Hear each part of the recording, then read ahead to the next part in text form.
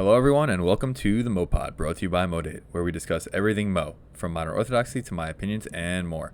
I'm your host, Evan Harris, and we have a great guest for you today. Let's get to it. Before we get started, I just want to put out a disclaimer that this podcast was recorded in the summer of 2022. So if you hear anything that makes it sound like it's the summer, that's because we recorded in the summer. Today we're sitting down with Yoni Gelfand. How are you, Gelf? I'm great. How are you? I'm doing well. So before we get started, I just want to ask a quick question. Will the Yeshiva League exist in 25 years? 100,000%. Okay, so before we dive into that, let's just dive into your background. Where did you grow up? Where did you go to school? All the good stuff. Okay. So I grew up in Monsey. I don't know if a lot of you know about it, but Monsey is a very, very frum Orthodox community, not so modern. So that's where I grew up. And I went to SAR while I lived in Monsey, which is, I'm sure a lot of your listeners know, very, very modern Orthodox, like the epitome. So I had that definitely like duality of Jewish Jewish culture and like friend circles, all the way from yeshivish to modern. So I had definitely, I would say a different perspective towards like Jewish people growing up. SAR, then went to like Dora Golding, worked at Misora, went to Oraita year 1 and year 2. That's where we met, and then went to Baruch. So lots of Jews over that period. That's kind of where I grew up. All right, very cool. And so how did you decide to go to SAR? And was it kind of a shock to you first going to SAR, or was it something you knew was going to be the modern orthodoxy of the school? So it's a good question. I would say definitely not going in because I was there since kindergarten. Oh, okay. So, it was actually more of a shock to experience Monsey later in life because when you're that young, you don't really like know anything about Monsey. But I grew up like more modern Orthodox and with that kind of crew. So when I developed like friendships with people around Monsey, that was actually way more of a culture shock. Like they found out like, whoa, you learn with girls, like you talk to girls, like what the heck? Like it's insane. So it was cool to like experience both because even in SAR, they're like, where do you live? Like, and I'm like, Monsey, and everyone lives in like New Rochelle or Riverdale or the city and like really modern places. So it was cool, for them to also, come for Shabbat and see kind of like firmer communities. Where I grew up, it was a little more modern than like the Monsey that we all think about when we think Monsey, but no, it was definitely like being friends with all these like yeshivish guys who start smoking cigarettes at like age 13 and like don't know what a girl is until like age 20. It's like it was definitely a shock to them more than me, but still a shock for sure. All right, yeah, that's very interesting. So let's hone in on SAR high school for a second. Would you Mhm. say that everyone who was going into SAR high school in ninth grade was pretty similar religiously? Like your whole grade was pretty similar religiously? So yes and no. I would say it's a good question. I would say in ninth grade we're not really thinking that so much. Hmm. Like we really just like kind of do what our families do. So it was there was kind of there were definitely more frummer families around my grade, but yeah, in like eighth and ninth grade, it's like the concept of like eating dairy out. You get introduced to that as a concept, like whoa, like from my perspective, it's like my family doesn't do that. So you definitely get everybody in the entire gamut of religiosity for sure. And then Oh, at the end of SAR, like as you were graduating, did you see like various different takes and opinions, and people were all doing their own kind of thing at that point, or still similar? yeah, definitely. As you get older, as like we got older in high school and you start like hanging out on weekends and there were a lot of people who, like didn't keep Shabbat and kosher and that was kind of like that became more normalized, I would say. But there were still like a subset of people that were like actively religious. Again, it's like it's 12th grade senior year. We're not really like thinking about that so much. So even like the religious kids, it's not like the religious kids you see post Israel where they really take like like a stand and a hold on it and like make it their own. I would say it was definitely more towards the non-religious side. Gotcha. Okay, so you might not know the answer to this because it's been, I don't know how many years, since you graduated high school, but have you seen any change in SAR since you left compared to when you were there? Yeah, I would say that it's a lot more left leaning, I think, politically. Again, I'm not so political, so like I don't have much to say about it. But and again, I'm also not there like every day, so I don't know like the religious Yeah, dynamics. But I would definitely say it's gotten a little more left for sure. gotcha. And where do you live nowadays? So my family actually moved after my Shana Bet. We moved to Riverdale. So I'm there right now, but I live in the city, 81st in Amsterdam, Oh, okay, right, very right nice. in the heart of the modern Orthodox Gotcha. world. On the Upper West. All right. So, out of the places you've lived, not including the city, would you consider moving back to any of them? Muncie, Riverdale, as when you start a family? It's an interesting question. I actually go to Muncie a lot now, and like for gigs and stuff, I sing on weekends. So I do a lot of stuff in Muncie. I love it. I would definitely move back there because I also like became friends with a lot more yeshivish crowds like after college. So I would definitely consider that. Riverdale, not so much. It's a lot like it's a little like not my speed in terms of the people here. The city for sure, and yeah, I would say Muncie for sure. Gotcha. So let's talk about gigs, right? So you are a singer. Yeah, What are you doing full time now, and how's your singing career going? good question. So I just quit my job in like end of July and did like a 6 week trip around the world. Um, so right now I'm just looking for something else. But you mentioned the gigs. That's like a side hustle that's definitely keeping me like more than afloat at this point. So I'm definitely not like eager to jump into anything right away. I want to like kind of take my time and find something that fits.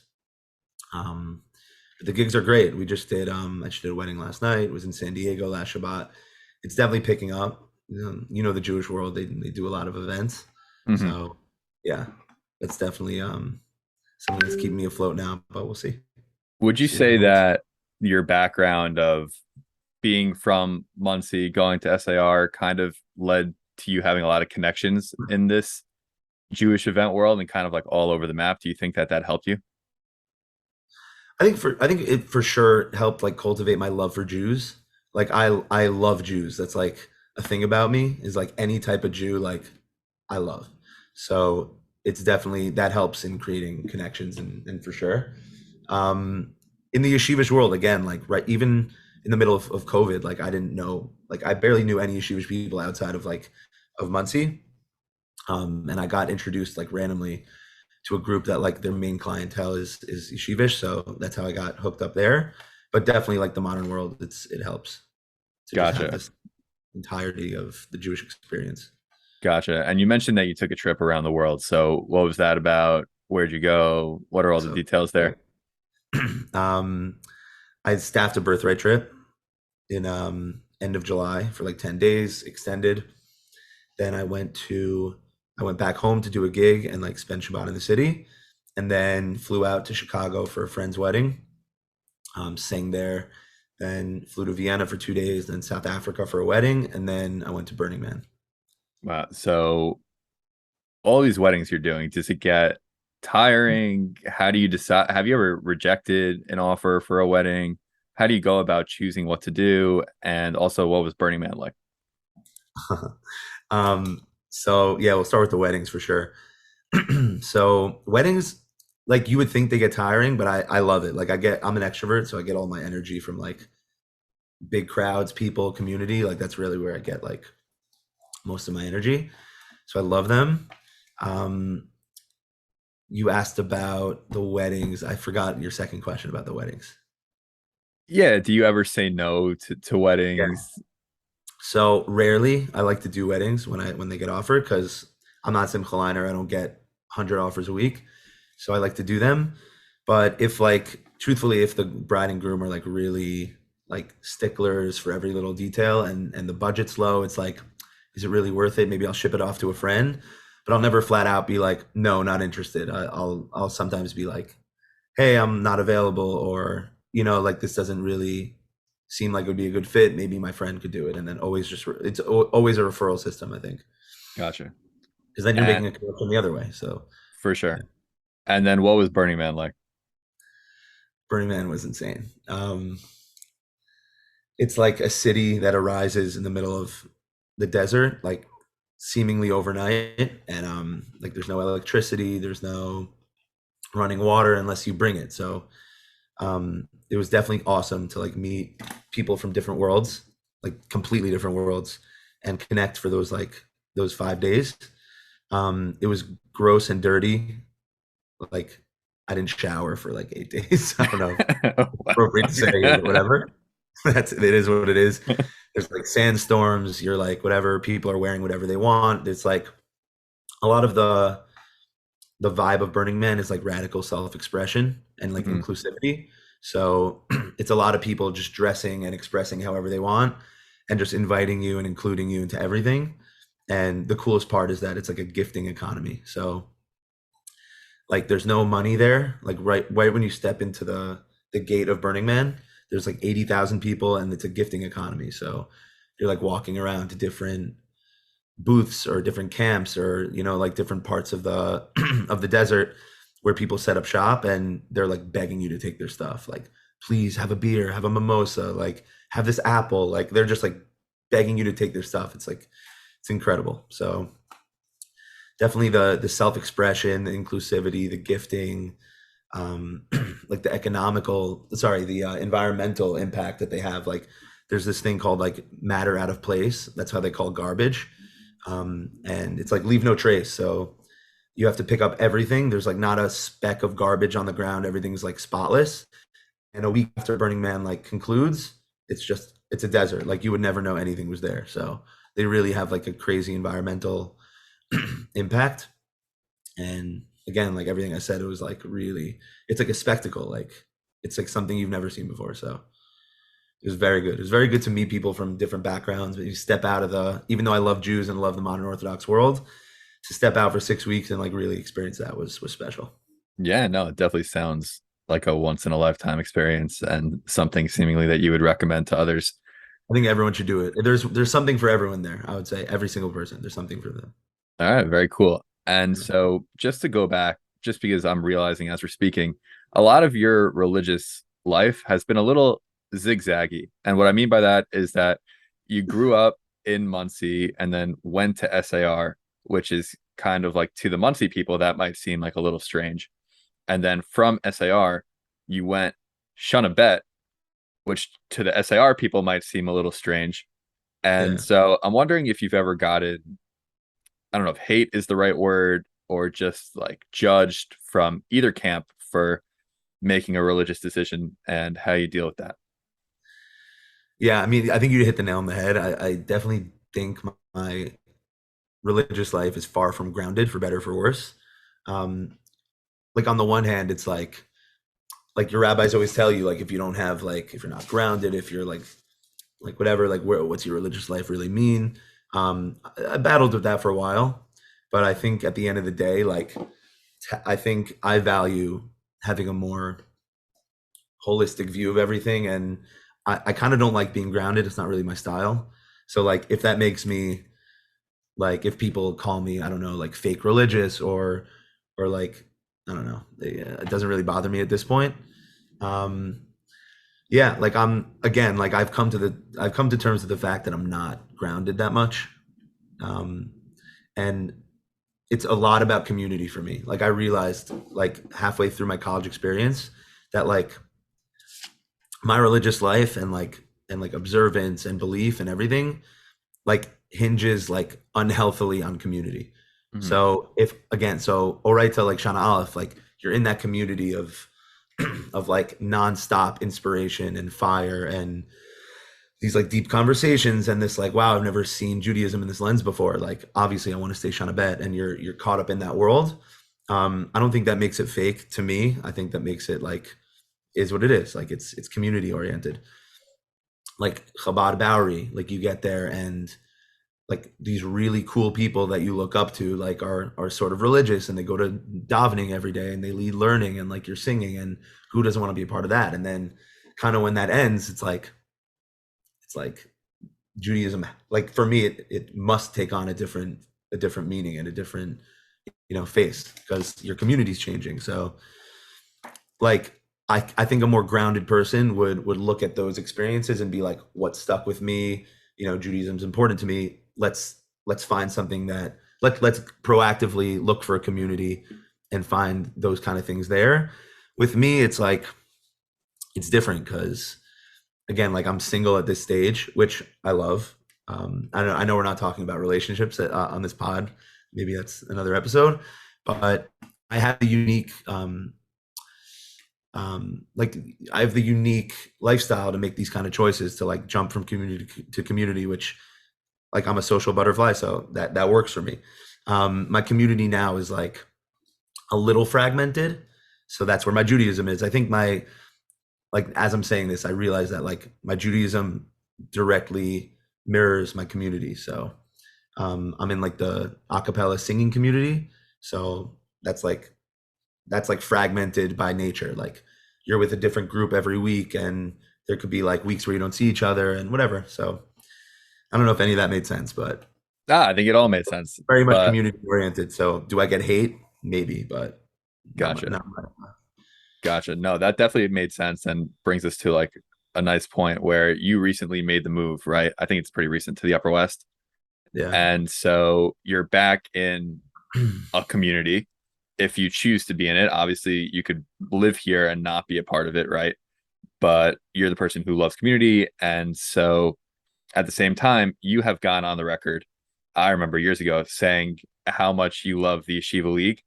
Yeah. And so which is a hot take to a lot of people because some people associate those words with the negative connotation of people being judgmental and people being cliquey and things like that. But now you're back, basically. You're back to the Yeshiva League. And so I'm wondering if you've really had a taste of that yet. Are you looking forward to being back? What do you think about this Upper West Side community compared to maybe downtown or being in yeshiva, like going, being in the old city? Obviously you still have a lot of people there. So have you noticed anything yet about this area that's different? And what are your thoughts? I have a lot of thoughts. So after I graduated to COVID, I lived at home in Riverdale. So that was like end of 2019 to like beginning of 2022. So that's a long time. Yeah. Like over 2 years. There were ups and downs for sure, but like long story short, I think living on the West Side was one of the best moves I've ever made in the last like 5 years, 10 years, whatever. And I get it. Like I get why people have negative associations and connotations with the Yeshiva League. I get it even more with the Upper West Side after living there for 3 months. And it resonates with me. Like the first 2 months of living on the Upper West Side, like I didn't want to see anyone. It was like overwhelming. I was like, it's so classic. Like it's not like I don't think those things too. Mm-hmm. When people think of the Yeshiva League, they think of like cool, rich guys and girls that are just like, they're cliquey, they're exclusive. Like, well, that's why a lot of people had gripes with the Chabad Bowery and wanted to move towards like the Hillel when I was in college. Bottom line is I get the negative parts of the Yeshiva League. I get it. And I felt them like the most. In Chabad Bowery, there was like weeks at a time where I'm like, I hate this place. Like it's so classic. It's so like everyone's like hot and no one's friendly and like F this place. I get it. And especially with the Upper West Side too. Like there was one Shabbat where I go up into like that kiddish room in the Young Israel of Upper West Side. I walked like 2 steps in and I'm like, no. And I just like walked out and just like went to someone's apartment and it was just me and a friend. And I'm like, I can't do it. Like it's like, it comes from a desire to be introverted sometimes. It's like people are unfriendly. It's overwhelming. I get it. I get all that.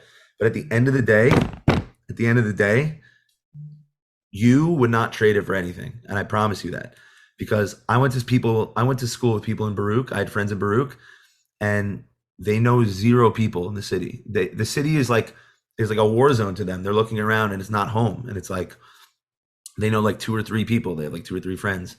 And they're like, oh, do you know anyone in the city? And I'm like, I can't stop myself from naming people in the city. Like you can go Upper West Side, Tribeca, downtown, the Heights, Riverdale, anywhere. And you know, like at least 4 people, 5 people. And if you hit them up for anything, I need some food, I need whatever, I want somewhere to stay, put me somewhere for Shabbat, you'll get it.